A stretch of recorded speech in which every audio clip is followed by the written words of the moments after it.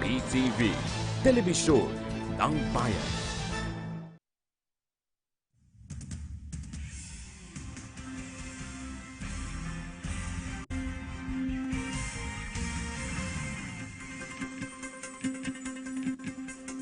Magandang hapon, nagbabalik ang PTV News Break. Kumpiyansa si Tourism Undersecretary Kat De Castro na maibubuga ang pambato ng Pilipinas na si Maxine Medina sa 2016 Miss Universe Beauty Pageant.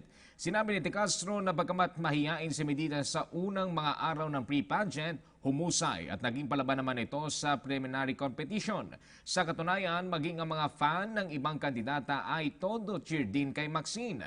Dahil dito, nanawagan si De Castro sa mga Pilipino na suportahan ang pambato ng Pilipinas sa halip na i-bash ito. Samantala, tiwala naman ng Department of Tourism na hindi magpapatupad ng travel ban ng South Korea sa Pilipinas. Sa gitna na rin ito ng kontrobersya sa pagdukot at pagpaslang kay Korean Executive Ji Ik-ju.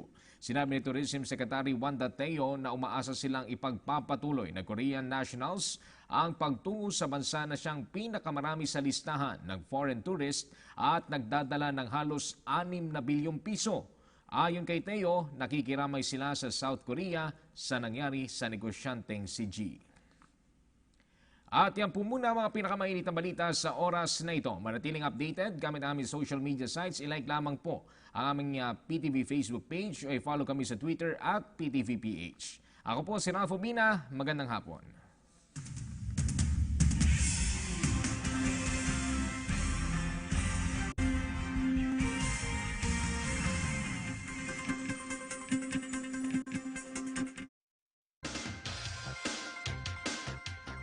GSIS Benefits and Programs, pag-uusapan natin sa GSIS Members Hour.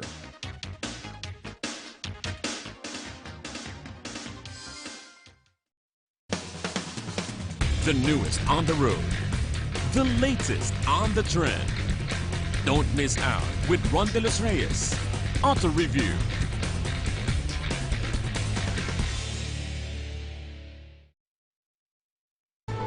Stepping into and making sense of the world of business and finance can be a bit daunting.